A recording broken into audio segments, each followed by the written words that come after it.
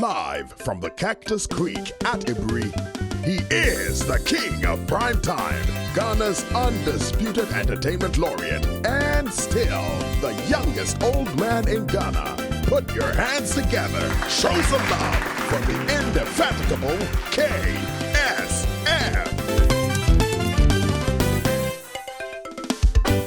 The KSM Show.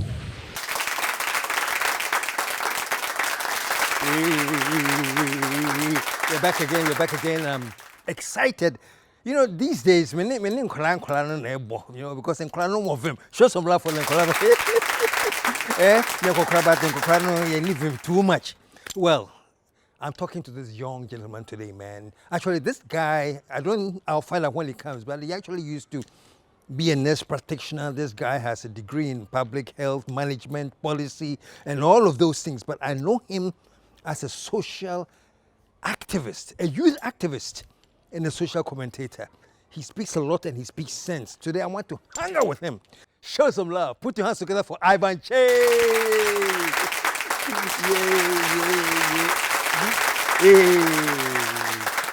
Welcome to the show, man. Thank you. Oh, please take a seat. Okay, man. Ivan Chase in the house. We're gonna shoot the breeze today. And then we are shooting the breeze. So stick around. After this commercial break, we'll be right back to shoot the breeze.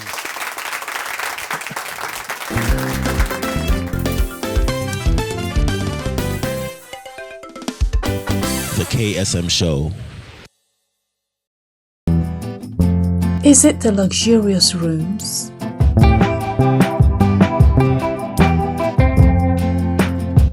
Or the serene green surroundings?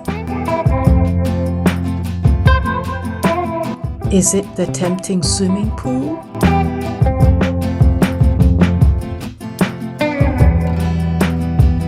Or the classy conference room? Or the cute gift shop?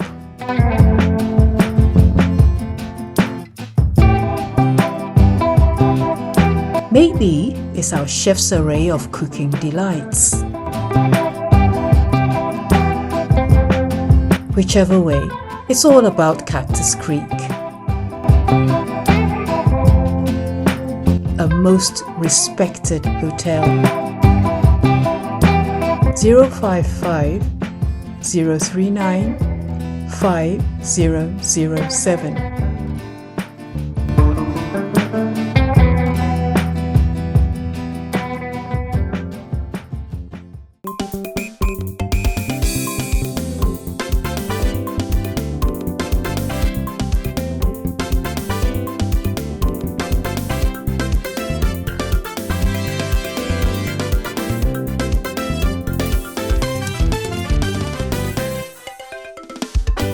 The KSM Show. Yeah, Ibusiafo, I have run been Moshe, leader of Common Sense Family near. Make for the KSM Show at the amount. Open program one, obetin yansasem, critical issues. Ya dwene ho a ebe boa ye man ene ya brabo a the KSM Show.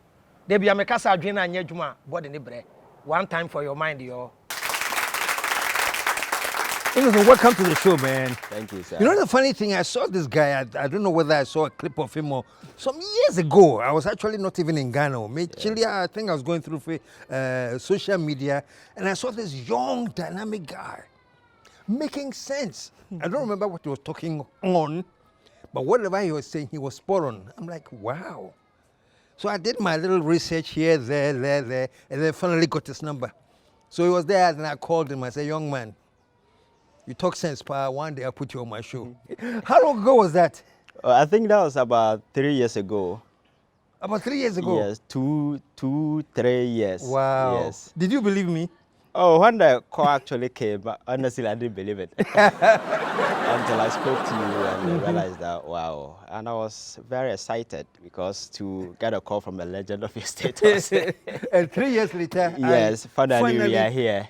Oh, it's good to have you. I'm honored. I'm very, very happy to be here today. I'm glad you're here, because you're the kind of youth that I want to showcase, As I was telling the audience, your level of articulation, your logic and everything sounds very, very profound to me. I was looking at your background, and you consider yourself a conservative Catholic? Is that- Yes. What does that mean? Oh, I was born a Catholic, Okay. and by orientation, I'm a conservative. Really? Because, you know, there is this close relation between Catholicism and then conservatism. We are conserving the old order. You want to conserve the... But, Yeah. but you come out as radical. Oh. Me, I would have thought, hey, some boy were a radical. Oh. Yes. Or was the old order radical, but we didn't know? No, the old order wasn't radical, but I think I am not that rabid conservative. I'm flexible, a bit liberal. So, for instance, on the issues like abortion, a typical conservative will tell you no to abortion of any kind, any sort. But as a liberal person with medical advances and research, I know there are certain complications that may make it necessary. Yeah, so I am not that rigid. Okay. Yes. Okay. So I Okay. think that, Okay. but conserving the old order, I think that's quite appropriate. With the emergence of this LGBTQ plus blah blah blah blah, we can't allow ourselves to.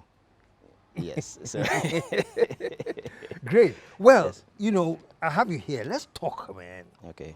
From the youth, the politics, you know, every time I speak to some people, say, oh, Charlie, the youth are not angry enough, as if anybody is angry enough in Ghana. Have you heard that statement, the youth are not angry enough? And Yes. what does it mean? Yeah. And what's your...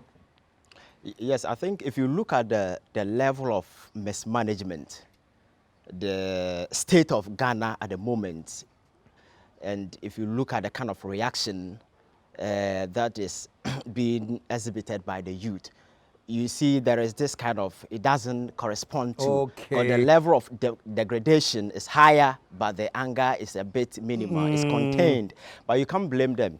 You see, I think the political system is such that, especially the media, growing up, we used to listen to a radio station where a panel member, one belonged to the NDC and the other side is the MPP. Then the host is sitting as a moderator. His job is to read text messages and stuff. So at the end of the day, we are speaking to an issue. The NDC person say, hey, it is true. The NDC, the MPP say it is not true. Then the host, who is supposed to clarify the issue so that the average listener will be clear on their minds that this is the exact case. He will rather be reading text message. So at the end of the day, we listen to radio for information. So you rather listen to the radio and you become more confused as never. Because after listening to the whole episode, you are unable to tell who is actually telling the truth. And so this has been in play for several years. So the average Ghanaian over the years, they are hooked to some of these kind of journalism. So I know that you can't blame them, you understand? And by orientation or by culture, we are very timid. Because we live in a society where even an older person does something wrong and you are bold enough to confront the person to say, hey, this is wrong, you attack as either arrogant or disrespectful. Or disrespectful. So we were raised to, whatever the situation is, just keep quiet, just watch it because it's the game of the aged. Just let it play out. But I think over the years, it hasn't served us any good. It's the reason why But today... you guys seem to be rebelling, though, because now I see more and more of people that will classify as the youth. Yes. I mean, taking on some adults and, you know, Yes. You see, some take it way to the extreme end where like just insults and Insult, just, you know. yes. But just to challenge them, you don't think that's happening now, like challenging the adults? yes, it is happening because of the new wave of media, this thing that has surfaced.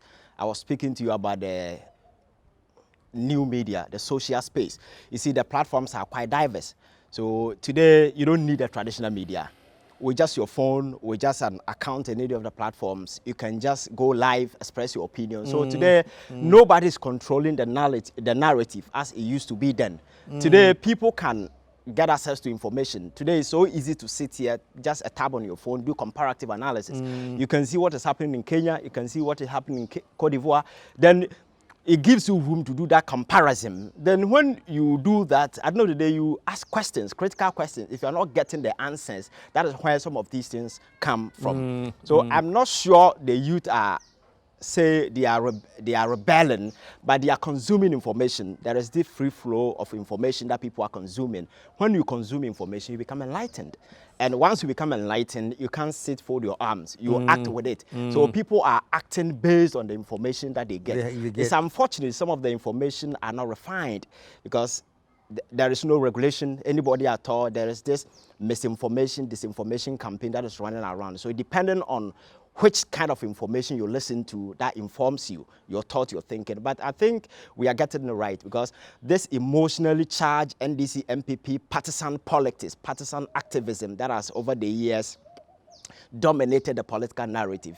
A bit people are getting out of it because people are consuming information, they're becoming enlightened, they're becoming critical, asking all the relevant questions. It's the reason why today you find somebody in the MPP, they are bold enough to hold their own party accountable. It's not many. In the end, this is the same thing. So I think we should be happy that we are having critical young people who are seeking information, and the information they are consuming, they are not just sitting on it, but rather acting and ensuring that people will act on it. Because you see, what I've realized is that every politician dream of ruling, quote and unquote, an unreasonable group of people.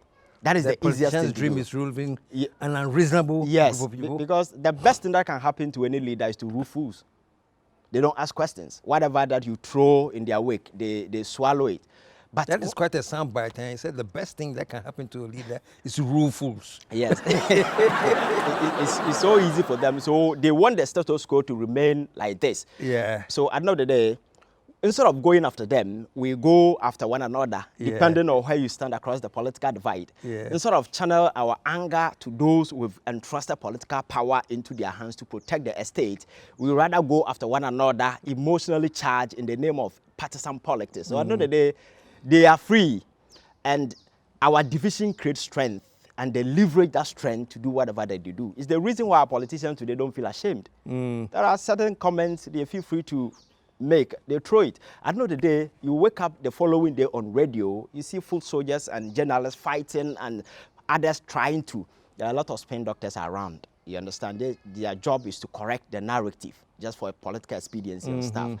But if the youth become more enlightened, more resourceful in this regard, I think the political narrative will change. And it is gradually changing because of the new media. Yeah. Because of the media, new media, definitely. So being where you are at now, seeing everything, let me just throw this at you. Is the emergence of Cheddar good news for the youth? Has somebody that you're looking for or the youth is looking for finally come? Is that the next direction? What's your assessment of Cheddar in the political scene? I must be very honest with you. Yeah, I think I have on my own studied politics, I have studied governance, and I've seen a lot of stuff. You see, there is this anger in the system. People are peeved because since the establishment of this Fourth Republic, we've not gotten to where we dreamed we wanted to be. The Ghanaian dream is nowhere to be found. So people are obviously frustrated. But you see, to think that you can capitalize on this anger for political capital, it doesn't come easy because we are not the first country to try that. If you go to the United States of America, several attempts have been made to topple the duopoly. That is the Republican and the Democrats. Several attempts have been made, billionaires, but they were not successful. Why? Because instead of sitting down, planning, and set machinery in motion, because winning political party is about proper organization, putting all the necessary machinery in place, organizing people to get to wherever that you want to go. It has become so easy for people that people think the youth are angry. So I can just imagine maybe few months to election, just like Cheddar's case. So you are saying in a way he's taking advantage of the anger of the youth? Yes. Is that what you're saying? Yes, I think, you see, if you look at the political landscape today, everybody is angry, especially with the recent kind of governance that we have. People are angry. So people might try to become an accidental leaders, taking advantage of the situation.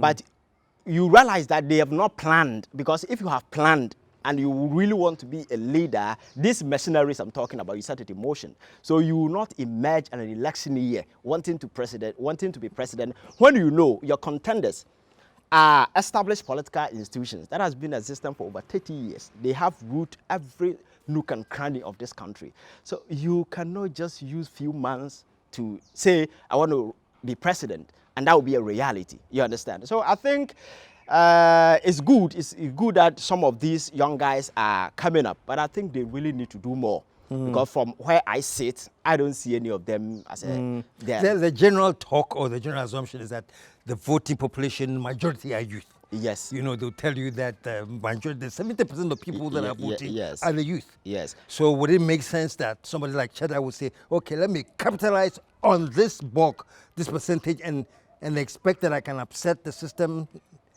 Yeah, I think that was the calculation. That was the calculation. Emotionally charge young people on various social media platforms, chastising and bastardizing the political establishment. Now they've extended the scope to cover both the NDC and the MPP because these are the two parties. Political party has been alternating for the last 30 years. Yeah. So the anger is switched on these people. So I think the attempt is that, okay, let me capitalize on this anger. And then, but you see, give them an alternative. To give them an alternative. But to convince people and offer them alternative, the alternative must be seen as a robust alternative, a well-defined, planned out, thought out alternative that has a structure, that has a plan, you understand? So when people are divorcing, for instance, let's say a woman in a bad marriage, the person has kids, and he's been lured away from the husband because the husband has been maltreating the wife, and there is another man standing in the shadow. Come, I'll take care of you. Is that man standing in the shadow secured? As a reasonable person, that is what you ask, because you are living you are not just living the marriage, you're living with your kid. Is that man ready to take care of your kid? There are lots of considerations. So a woman might want to make sure that the man standing in the shadow is secured and is really prepared to. But just luring me to come, maybe just to have a one-night stand with you, and then he dump you. You understand? So I think that it's good that these major political parties are coming up, but it has never been easy just to topple the duopoly. Because if you go to UK, the Conservative and the Labour, it doesn't come easy. So I was expecting that not just Cheddar, but the various individuals will come together, emerge into a potent political force. Then people will know you are really serious. You really want to topple the duopoly. But individually fragmented. If you look at them, every single poll that is emerging, the numbers that are attributed to them are not quite encouraging. So as a reasonable young person, I might think that I'll give my vote to these people. I'm just throwing it in the bin, you understand? So I think they really need to. But the problem has always been, everybody want to be president, because I had an encounter with one of them and I asked the same question. Why are you not, guy, pulling your resources together to form a potent force to offer that kind of competition for this? The person, when we went for our meeting, everybody wanted to be president. So the whole meeting ended in chaos. And my question is, if at the individual level, you cannot sacrifice your personal individual ambition for a greater good, do you think you can be a leader? So I think, you see, people are falling for some of these because a lot of the people are emotional. I am not an emotional person, because before I will stick my nut out for somebody, I really want to know what I'm getting into. You understand? Because they say all that glitters, it's no gold. yes. And on that note, I won't ask for any further explanation. But here's the thing, though. The other perception too, you're talking about the best present for any president is to give them fools to rule. Yes. Because with all respects, people don't think twice and they just shout at anything. Recently, I think his name was Dr. Ayu, you know, who went to Galamsey site as much devastation as they say Galamsey has done. He was saying, we won't stop it today, we won't stop it tomorrow. Yes. And they were cheering, yay. Now, the whole year, in so I a problem da. And you want to na started. Eye obina opese anka omo ye nanka ye di speed. Nanka ya court nanka ya stop Galamsey for nanka ya lose your seat. Yes, stop you omo na. Yes, stop you omo china. So this is what I'm talking about. You know, you don't expect any critical thinking from the bulk of the people. Maybe that's what some of these president candidates are counting on. Yes. That there won't be that much critical thinking. you know, my back for the youth, when they're better than dream Yeah, BBI, they'll yes. follow me. Yes. What do you think about that? And I think that is the hellhole we've been in the last 30 years. Because the person standing on the political podium thinks that he's speaking to gullible masses who are not critical thinkers. So let me just throw anything to them. They will swallow the hook, line, and sinker. But if you look at politics in 2024, the narrative is changing. Why? Because the youth are consuming information and they are becoming very critical. So my focus has always been, let us spend much time to educate young people to understand politics, the actors of it, leadership, and governance. If we understand some of these things, we'll be able to disentangle emotion from politics. But unfortunately, most of the young people have invested emotions into politics. Once you invest emotions into something, wisdom will be missing. So instead of investing emotions, we need to invest wisdom. If you invest wisdom, that will give you the upper hand to ask all the relevant critical questions. You see, Rawlings made quite a profound statement. He said that it doesn't matter who becomes president. You can even go to the devil's den and bring the devil as president. If he has critical people in the country who will hold him accountable, the devil cannot click to his devilish best. He will rather do what the people want him to do. And if we take the space to educate people to understand politics, I may be NDC, I may be MPP, but it doesn't matter who is president. If the person goes wrong, I will go after that person. So the person sitting there will be very much aware that I don't have gullible masses. Because why do people resign elsewhere in the state? Yeah. Why? Because it's the same duopoly. It's the same two political parties, power alternating. But why do they resign? Because they know they are dealing with an enlightened class of people, very intelligent. So if you do something, you will not be told to resign. On your own, you sit down, because the relationship that exists between the power and the people and those in power is intellectual kinship and mutual respect. So once you go off, you know that you have to resign. But in our case, the people out there know they are ruling fools and they are emotionally charged. When the issue comes, they will not look at the issue. They will discuss where the person stands across the political divide. So that gives them that leverage, that advantage. Come on, let's spin anything. I don't know that we have a media that also spin the narrative for us. So that is the difference. But if we take education to a certain level where people understand politics, where people understand the issue of governance, at the end of the day, they will go after whoever that is there as president. It doesn't matter which political party he belongs to. And I think that is my vision, that is the plan. When we get there, trust me, we will have good governance, because the system will force whoever out there to do. How do we get there? Are there specific things we're supposed to do to get there? Or? Yes, I think we are getting there through this advocacy, through this political education, because you've been around for quite a while. If I ask you that politics as it used to be 10 years ago is different from politics today. Today you see a lot of young people moving into the political landscape. Politics used to be a preserve of the aged. Few people in fancy coat who think they've been to A-class schools and politics is for them. You don't question them, but today it's changing. So over the years, they've used poverty as a tool. Poverty has been used as a tool to cow the people into subjugation.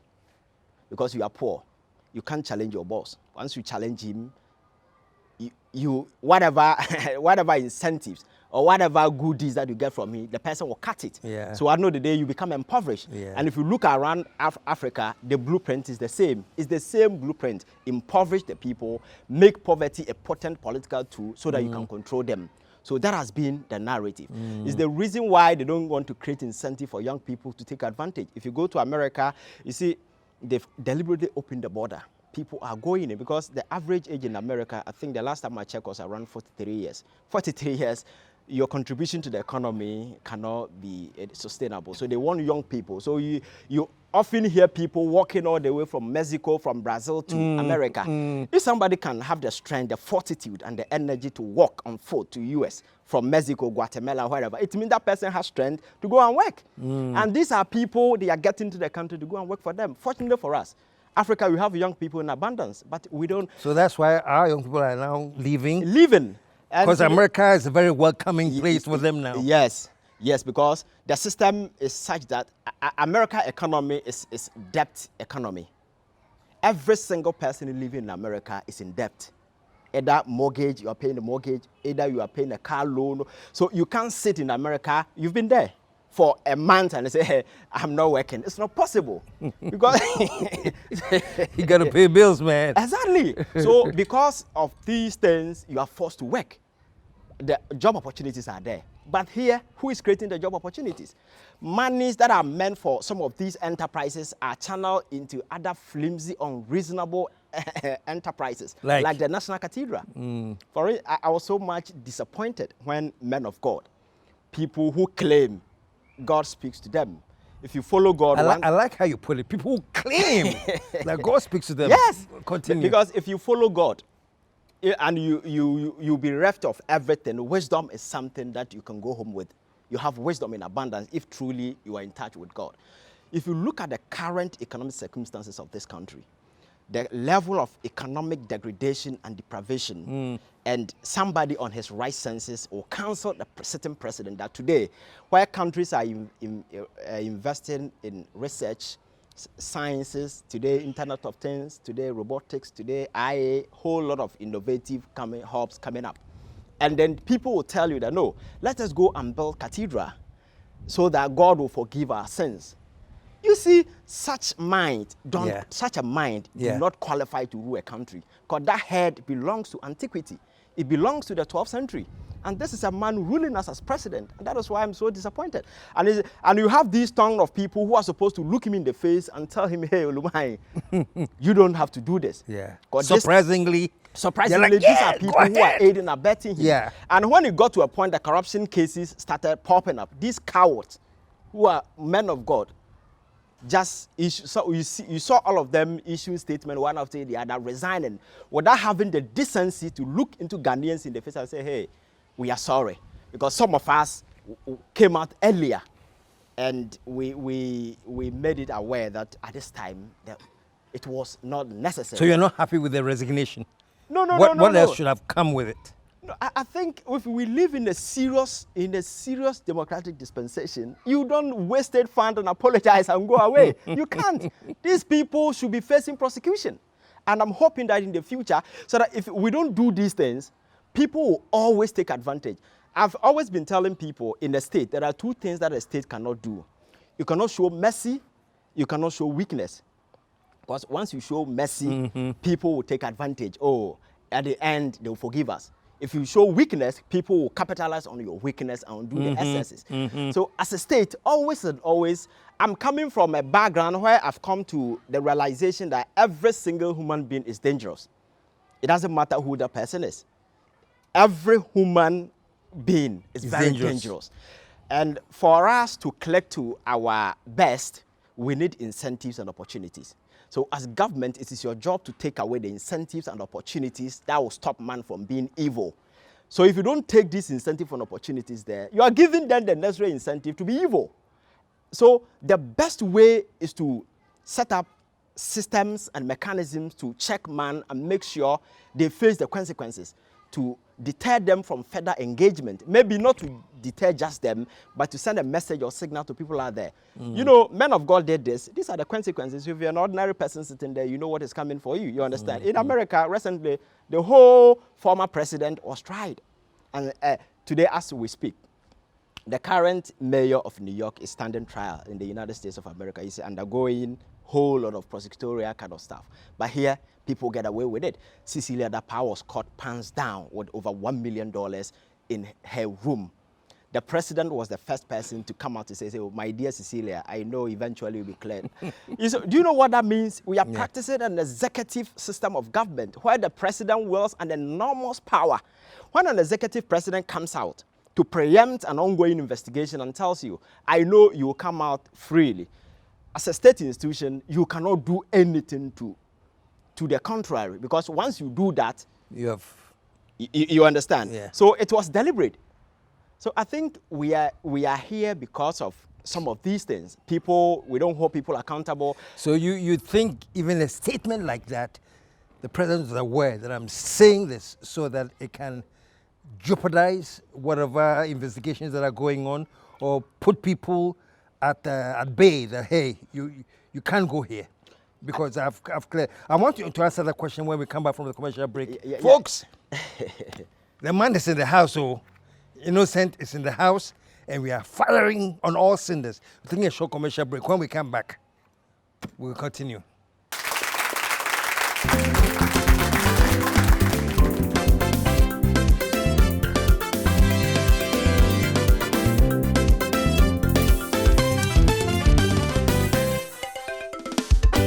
The KSM Show.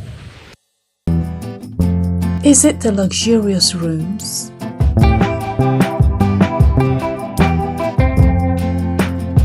Or the serene green surroundings?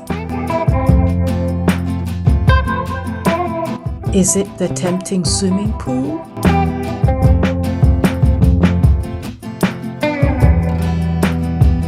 Or the classy conference room? Or the cute gift shop?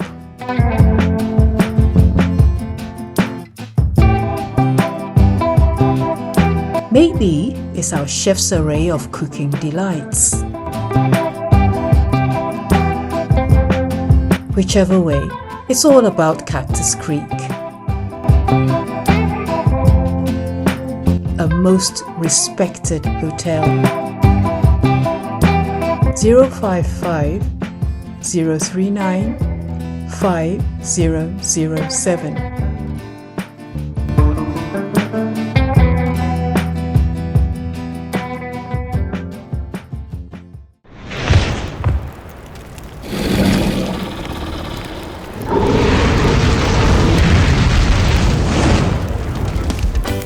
The KSM Show. If you want the Otumfuo of all shows, the Kofi Annan of all shows, it is the KSM show. It is the Togbi of all shows. Once you get to KSM, entertainment, information, and education, you have it. Yes. You're back, man.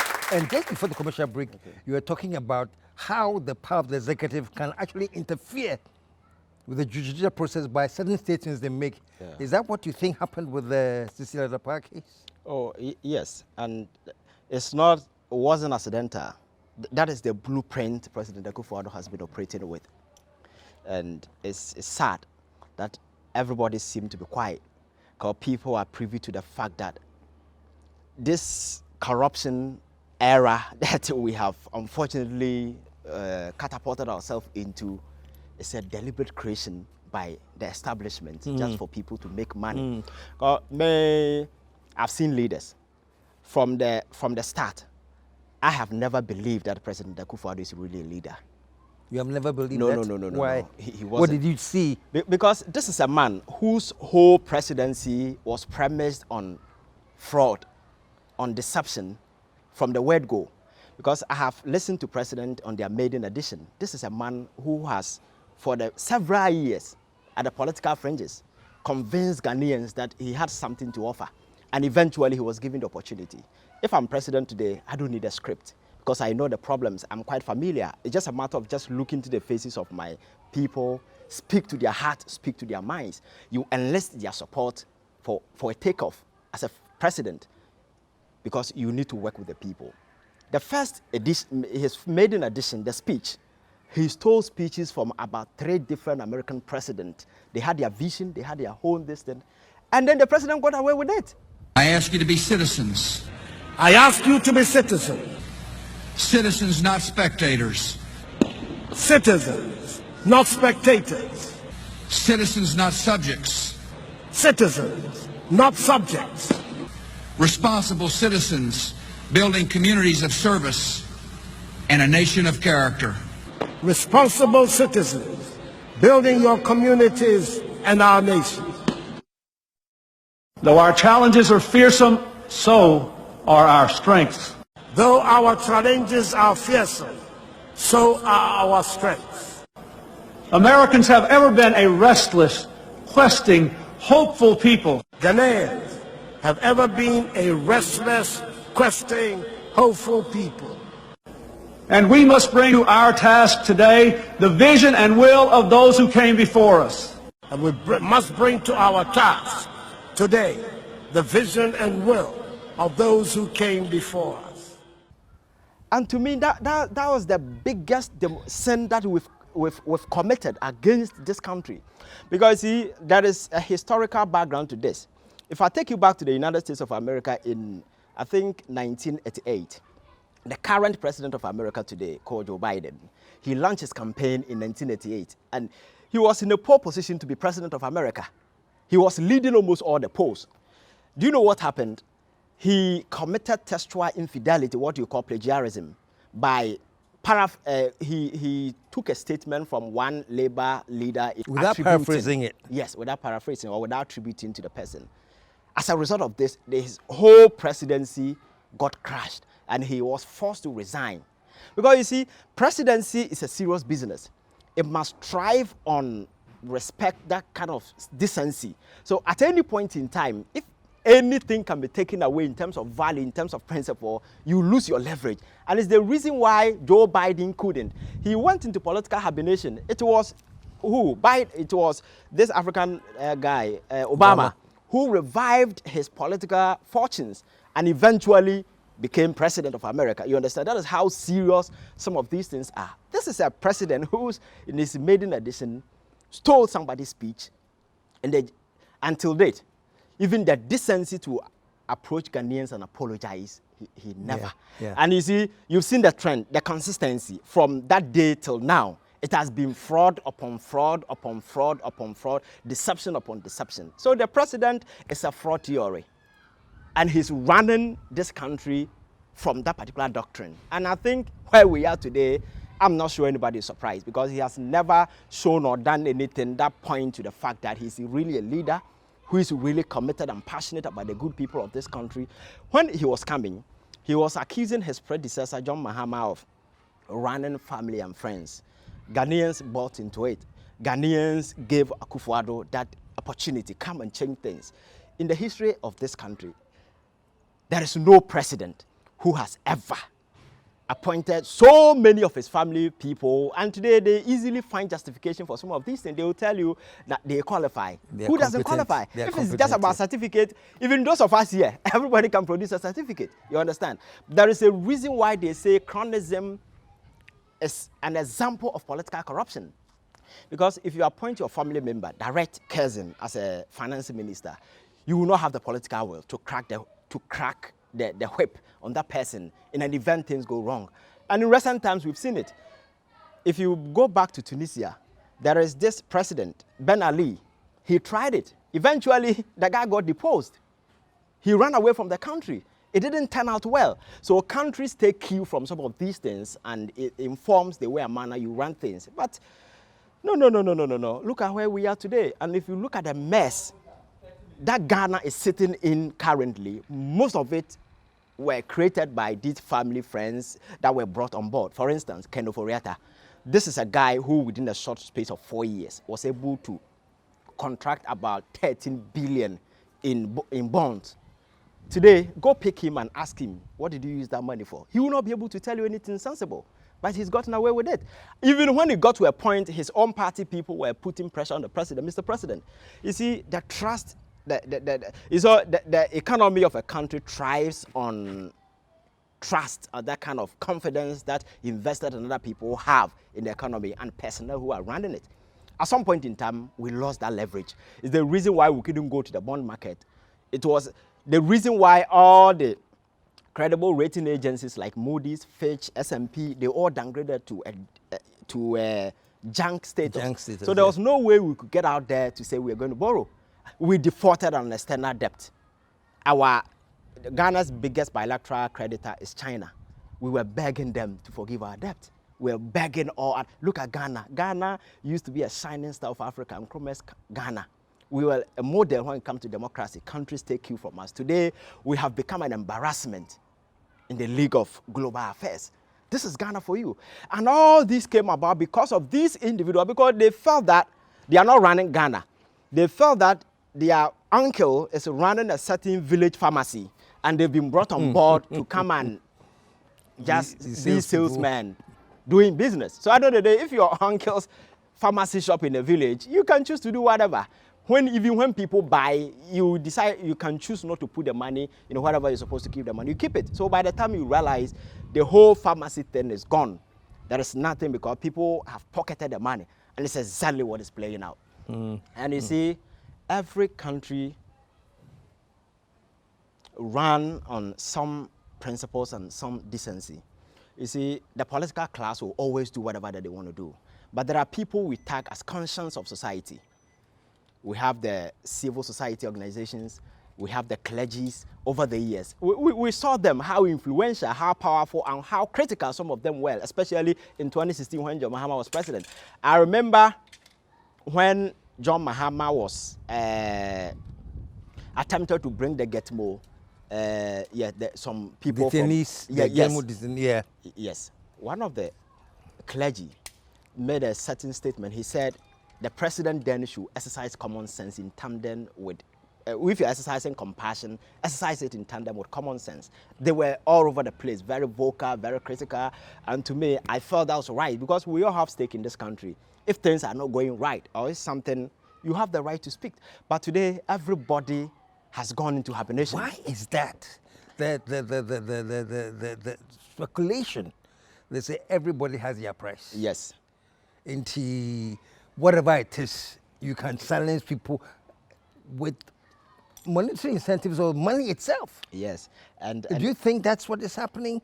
That all of a sudden, even top people. I think that is exactly what is happening. You see, if you want money, I've been telling people that never make money an incentive or a motivation to go into a leadership position. Because when you get there, you get the money in abundance, and at the end of the day, you forget what you're supposed to do. That's exactly what the president is doing.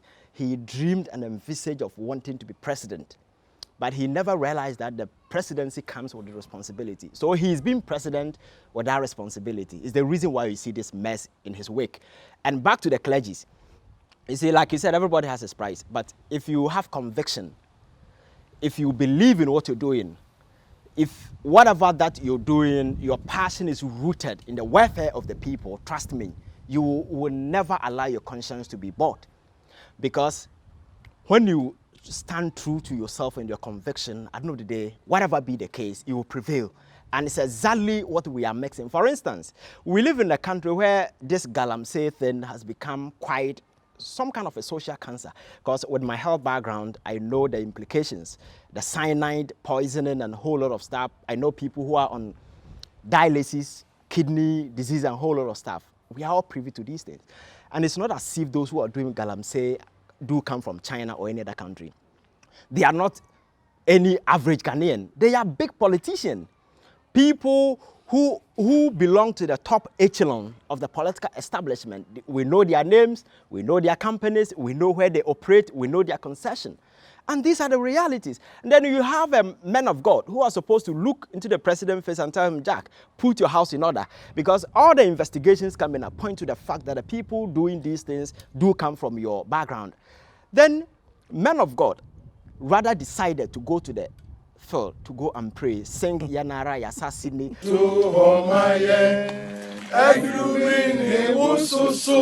Sebe ye biatwa so nimye traso kutu kranin de semi kumya ediye mbremu de maya sasidu de atuse omayi seriyo oyese na ose omafubra netre omayi seriyo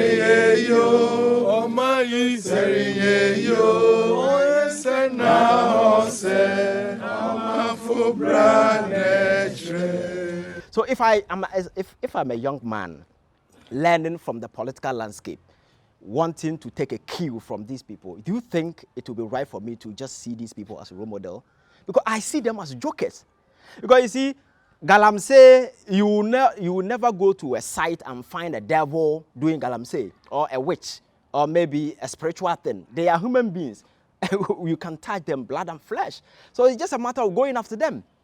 But these people, instead of them to look at the president in the face, but today all of them are on various boards, making money. So you see, the motivation from the word go wasn't about compassion, wasn't about the welfare of the people. It was about money. Yeah. And because the society is largely gullible, we don't. That is why I don't want people to take advantage of this messy situation and all of a sudden emerge as Capitalize a on leader. it. You see, people who emerge on days like this don't turn out to be good leaders, because you see, they see themselves as an accidental leader. There is a mess that has been created. Let me just go take advantage of it. At the end of the day, by the time you get to know their true color, things will be late, you understand? But leadership is a serious business. If you go to places like China and stuff, you see, there is this deliberate, conscious effort to build the next line of leaders so that they will take the country from one realm to other, so that they will take the development to a different level. What surprised me, just to go back a bit with this galaxy thing that you're talking about, there are people out there, like you said, we know them. Yes. Big people, we know them. But you see how they charge on the demonstrators? Yes. And they have been detained for what? Yes. I don't know, 14 days? Yes. Without bail. 14 days. And when I put on my social media that I stand with them, I got some backlash from people saying, are you supporting they are destroying public property? Yes. You know, I said, okay, maybe a few could have misbehaved and destroyed one or two. But do you think destroying the public environment and the rivers and the trees, that's okay? Yes, yes, to them that's okay. And they want everybody to be a dog of power, tie you to a leash so that they can string control you. They think everybody is cheap. But you see, you've gotten to a point where people have seen a lot. And there are people who are willing to stand up to whoever that is causing this kind of stuff. For instance, this demonstration and protestation, eventually, if there is anybody to be blamed for this whole galamsey mess, it is nobody than the president. Because he has created room. Because it started with a NAS investigation. When some top government officials were caught pants down, the president rather demonized, insulted, bastardized ANAS. Today, what is ANAS? The whole narrative ANAS has been eradicated from our politics. The ANAS whole concept has become irrelevant. He called it the ANAS principle yes. that he was going to use. Yes, today the whole ANAS concept has been trashed because he went after people he wasn't supposed to go after. So those guys were still sitting. Then he came Professor Frimpong Boateng, who did a painstaking investigation, came out with a lot of revelations, implicating a whole lot of government officials. At the end of the day, Frimpong Boateng was bastardized, he was insulted, he was demonized, and he has been trashed today. Today I'm told he's moving from one court to another. They've taken him to court and aside him. Then there are a lot of revelations coming up. The president has failed to act. He has remained impotent in the face of all these emerging facts. And the sad aspect of it all is that if you look at what is happening today, the president through LI 2462, I'm sure you're quite aware of, 2020, it was passed in 2022. Okay, LI. That gives the president the leverage, the power to exercise certain discretionary authority. Look at Kwaku in the face and say, Kwaku, I am giving you the authority. Go to the forest reserve, go and mine. It is the president. And as we speak, the president has given authorization power to 10 companies, and they are in the forest reserve mining. As we speak, there are about 35 and counting companies that are on the radar seeking executive approval from the president, because the law says that the president can exercise that discretionary power and give it to them. So if people are mining in the forest reserve, the person to be blamed is the president. He gave the authority. It's the reason why he remains so impotent and clueless in the face of all these things. And it has gotten to a point where some Ghanaians have taken the matter into their hands, like these young people we saw. They were not asking much. They were asking the president to do the right thing, stop the galamsey menace, because people who are in the bush are your people. Then the president, who over the years gained popularity through demonstration, protestations, and remonstrations, which are legitimate constitutional tools you can pluck from our constitution to protest, today has imprisoned young people. He has given them prison custody for merely protesting on certain flimsy charges that they were destroying public property. Which property? As we speak, has they been able to tell us which property they caused destruction to? Well, I think Belamundi did a very fantastic job when there was a communicator spinning that 10 people died because they had blocked the access to 37. And Belamundi called the National Ambulance Service who came to say, we don't have any such information. Yes. Nothing like that happened. Yes. That is the level of deception. It's just, to the MPP and the current government, they think just control the narrative and that's okay.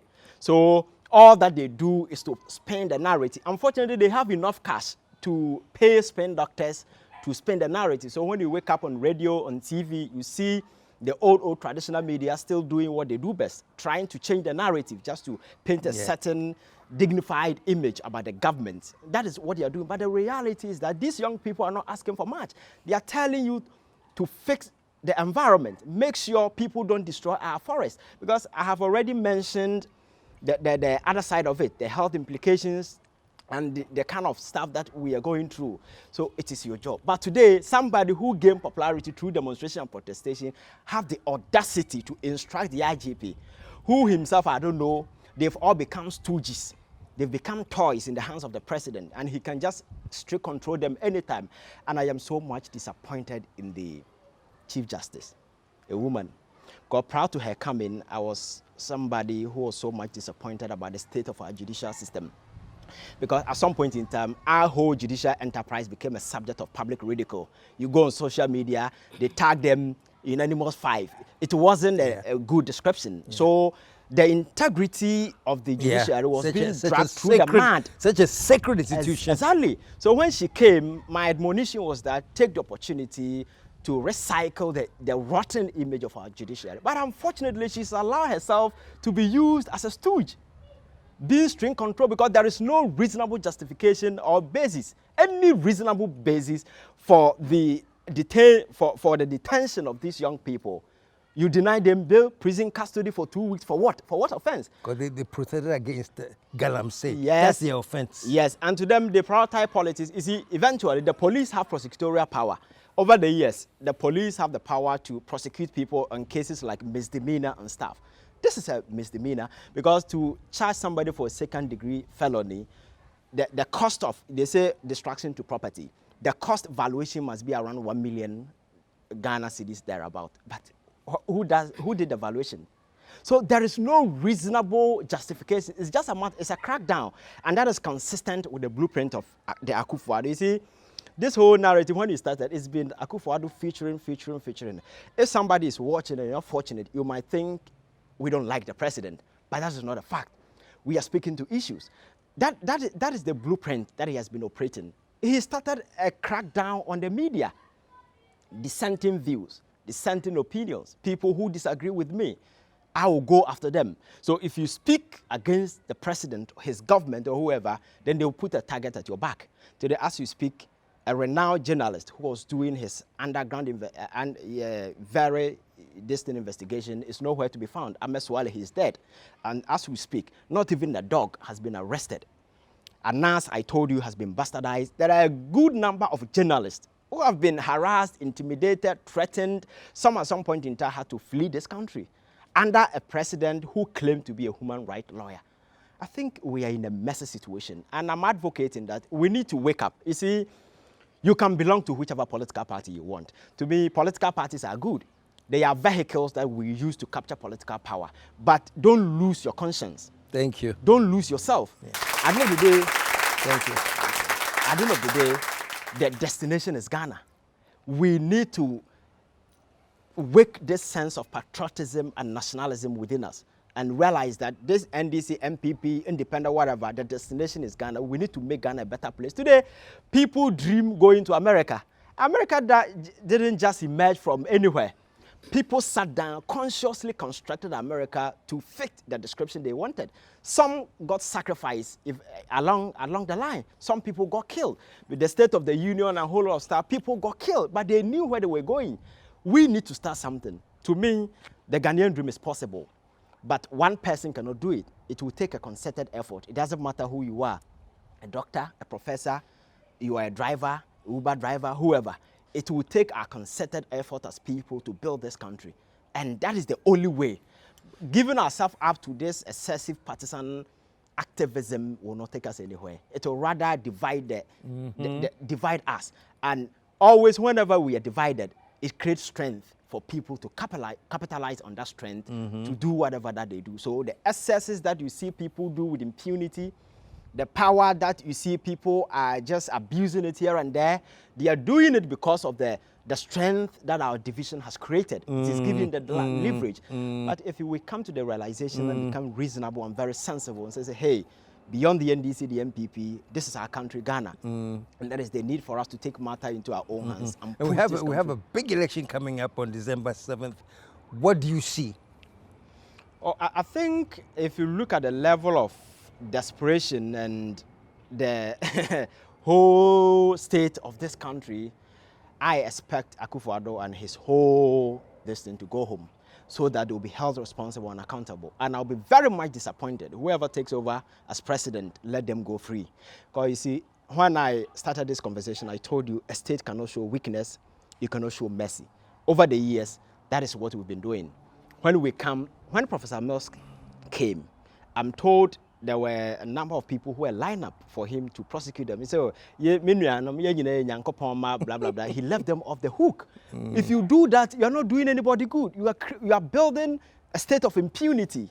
And that impunity is what has resulted in where we are today. So I am expecting that this government will exert power so that we can hold them responsible and accountable. Over the years, we've been advocating these people are corrupt, these people are blah, blah, blah, blah. So at the end of the day, if we don't hold them accountable and make them answer, it means that whoever is taking charge is coming to continue the same thing. And at the end of the day, it will be like an exchange. You come steal, I come steal. That is the cycle that we need to break. That is the cycle that we need to break. The cycle of corruption, the cycle of greed, the cycle of winner takes all, the cycle of I want to be in control. Not only takes all, winner knows all. Winner knows all. If you are sitting on the sidelines, you are counted irrelevant. You can't make contribution. But you see, leadership governance is not an individual enterprise. It takes collective effort for us all. So for me, people have been asking, who do you think should win the election and who do you think will do things right? I quote Rollins when he said, it doesn't matter even if you bring the devil to the house. It is us, the people. We are the very people who are destined to protect the foundations of our democracy. We are the very people empowered. We are Ghanaians. Nobody will come and protect this country aside us. So we should see ourselves as sentinels destined to protect the foundations of our democracy. And if we rise and we wake up, trust me, nobody can take advantage of us.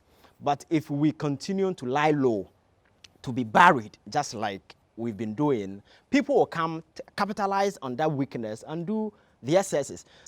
So whatever that is happening to us, we cannot take ourselves from the picture. We are part of it because we gave Akuffo Addo power. We gave him the energy to do whatever that he's doing. But if we rise, come to the realization that Ghana is ours, irrespective of where we stand, we'll go after whoever becomes president. Trust me, whoever becomes president will do the right thing. Yeah, my final question, because our time is almost there. Does it come with political maturation? I mean, how long will it take us to get there, or you think we are there or almost there in terms of independent thinking, critical thinking? I don't care, I am NPP, I am NDC, but these policies won't work. They won't help the country. Like you are saying, Ghana is the destination. Yes, Do you think we are there? You see, the reason why we are not there yet has to do with economic independence. We don't have it. If you don't have economic independence, the person who controls the purse controls your mind. You understand? That is the point. That is why we've been advocating that we need to open up incentive, create incentive for people to take advantage. But until that happens, we are not there yet. No. So the political education and a bit to ensure they do that particular thing, and we eventually get there. It's a process. It's a ball in rolling, and we eventually get there.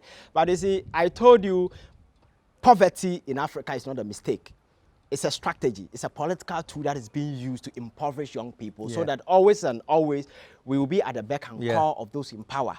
So if we gain that independence, then we gain that mental independence. No, I agree with you, 100%. 100%. I've seen people on TV. Because you see an honorable...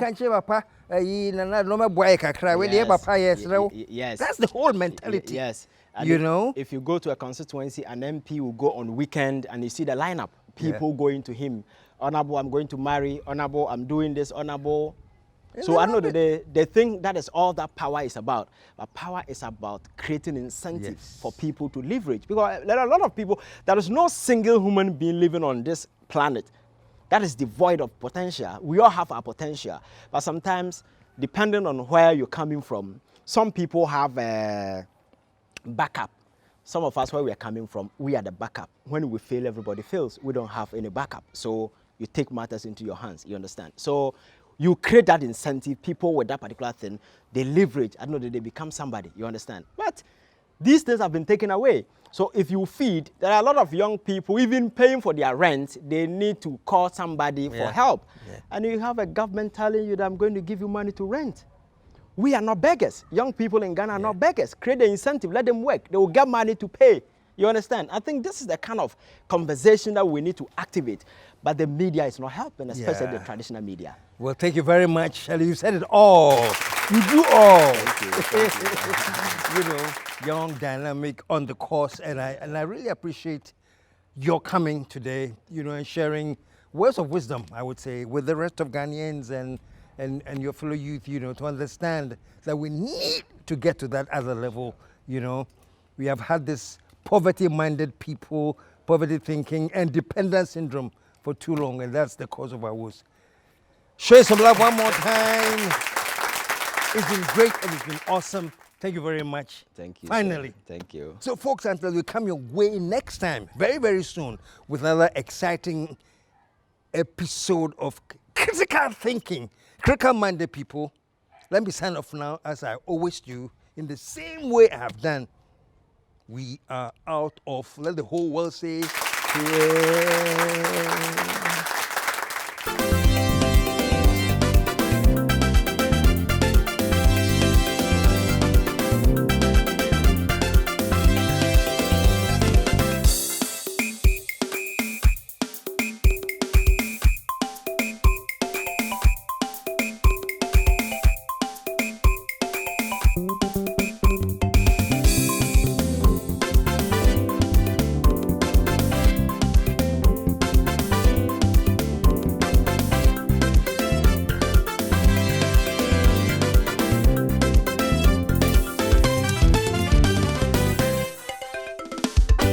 The KSM Show.